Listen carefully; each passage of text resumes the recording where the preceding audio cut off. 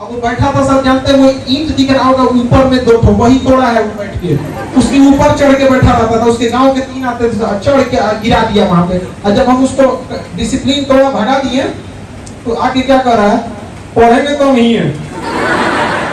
कभी भी अपने आप को समुंदर में मत छोड़िए कि हम समुंदर में तैर के पार हो जाएंगे।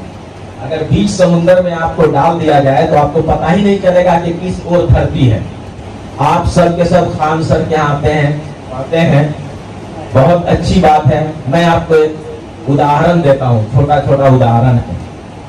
मैं जब डीआईजी था बिहार पुलिस एकेडमी, अभी 1 साल पहले की बात बता रहा हूँ, बिहार पुलिस एकेडमी में मैं डीआईजी था, तो करीब 2400 दरोगा वहां पे आए।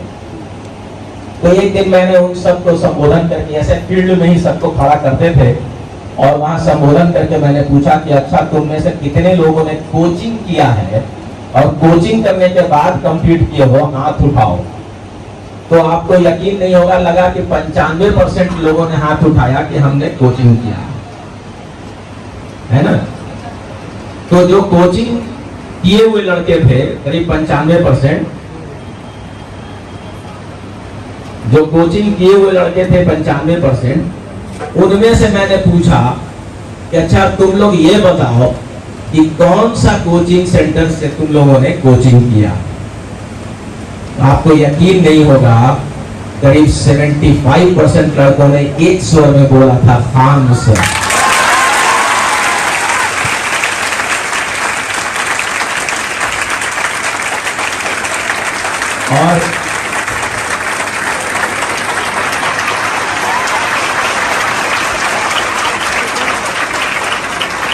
और सच्चाई ये है कि तब मैंने जाना कि अच्छा, खान सर कोई है। उससे पहले तक मैं नहीं जानता था, सच बता रहा हूं मैं। तो फिर मैंने सोचा कि भाई ये खान सर कौन है। लड़कों ने हमको बताया कि सर यूट्यूब पर खोलिए ना, खान सर मिल जाएंगे। फिर मैंने यूट्यूब खोलना शुरू किया, और अपने 3.5 साल के पीरियड में वहां पे मैं लगभग हर रोज एक आध वीडियो इनका देखता था, बड़ा मजा आता था। बहुत बहुत धन्यवाद सर, आपको दिल से शुक्रिया, आपने इतना समय निकाला हम लोगों के लिए और लड़कों का मनोबल बढ़ाया इतना। आप समझ सकते हैं कि जो लड़के सर के पास गए थे किस तरह के, आप बात समझिए, पढ़ाना एक अलग चीज होती है, वो हम आपको किताबी नॉलेज बता सकते हैं, कुछ हद तक आपको ये व्यवहारिक बताएंगे। हम लोग को पढ़ाते पढ़ाते इतना अनुभव हो गया है कि किस चीज को छोड़ना है, किस चीज को पकड़ना है। जैसे सर कैसे कहें कि क्वेश्चन भी सेट करते थे, तो अनुभव हो गया था कि ये क्वेश्चन लेवल का है, ये नहीं है। हम लोग को भी देखिएगा, जब हम लोग टारगेट बैच पढ़ाते हैं ना, तो एकदम सेलेक्टेड यही आएगा। और कभी कोई पूछता है ना, सर ये बताइए ना, कि इसके लिए दूसरे बैच में आओ, क्योंकि इसमें तुम्हारा कम टाइम है, तुमको बस इतने लो, बाकी को छोड़ दो। कभी कभी यहाँ, लेकिन सोचिए कितना टफ काम रहता होगा कि जब एक से एक छाटल लड़का, हमारे बैच का सर लड़का एक से बिगड़ा रहता है सर। एक गया था आपके यहाँ उसमें ट्रेनिंग में, राजगीर में, अब वो बैठा था, सब जानते हैं, वो ईंट दिख रहा होगा ऊपर में 2 ठो, वही तोड़ा है वो बैठ के, उसके ऊपर चढ़ के बैठा रहता था। उसके गांव के 3 आते थे, चढ़ के गिरा दिया वहां पे। और जब हम उसको डिसिप्लिन तोड़ा, भगा दिए, तो आके क्या कर रहा है, पढ़ेंगे तो नहीं है। हम डर गए, भाई कौन टाइप का आदमी है यार। कह रहा है कि सर आप पढ़े नहीं है, आप चाहे जैसे भी पढ़ाइए। हम कहेंगे यार पागल आदमी यहाँ पे, तुमको अनडिसिप्लिन नहीं ना करना चाहिए, ऊपर चढ़ के कूद रहा है तुम नीचे यहाँ पर। फिर उसको डांटे उठे, 2-3 दिन भगाए, आया चला गया, फिर पता नहीं कहाँ गया, नहीं पता। जो अचानक आया 6 महीना बाद, अब बढ़िया अपने यहाँ का मिठाई लेके एकदम, कहे सर हमारा नौकरी हो गया, याद है हमके, तोरा कैसे भूलेंगे। तो लड़का देखिए कोई बदमाश, अब सर अपने बचपन के बारे में बताए ना, यहाँ पे बचपन में हम लोग भी बहुत बदमाश थे। हमारे घर वाले ने हमको बाहर भेजे थे पढ़ने के लिए, नहीं कि कुछ बन के आएगा, उब गए थे लोग, भाई यहाँ से कहीं जाओ, निकल यहाँ।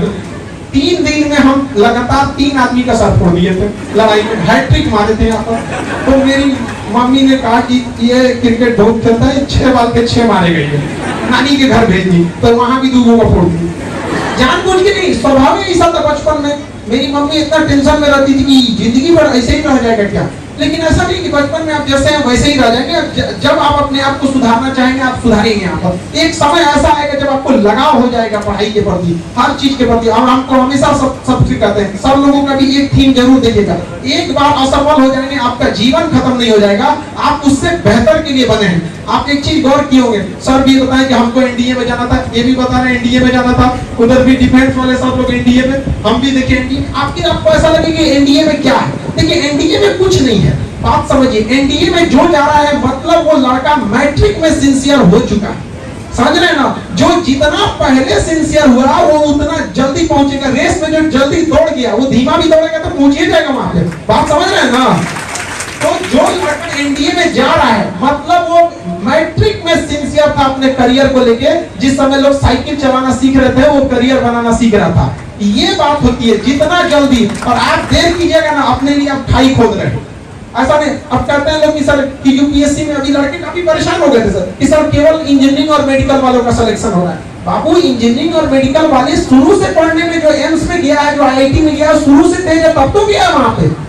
इंटर में अच्छा रहा होगा, रैंक अच्छी रही होगी, तब ना उसको आईआईटी मिला होगा, एम्स मिला होगा। तो आप उसको अपने से कंपेयर कर रहे हैं जो ग्रेजुएशन भी पता नहीं कौन ग्रेजुएशनों कैसे डिजाइन से पास होते हैं लोग। एक तो आप हैं, उसमें से आपकी यूनिवर्सिटी भी है जो 4 साल 5 साल लगा देती है, सब उसी हिसाब से। तो ऐसा नहीं है, सफलता एक चीज आपसे मांगती है, समय। बस आज समय दे दीजिए सफलता के, वो आपकी हो जाएगी। और अगर आप समय नहीं देंगे ना तो भूल जाइए कि आपकी सफलता हो। आप सोच सकते हैं कि जो एनडीए की तैयारी कर रहा होगा वो किस समय से, मैट्रिक के लड़के से दाढ़ी मूंछ भी नहीं आया, मतलब बड़ा शौक होता है कि दाढ़ी निकल रहा है भाई, मूंछ निकल रहा है उस समय। और उस समय सिंसियर रहेंगे तो जेन्युइन है, आपको आगे आपको बढ़ना ही पड़ेगा। समझ आ रहा है कि नहीं?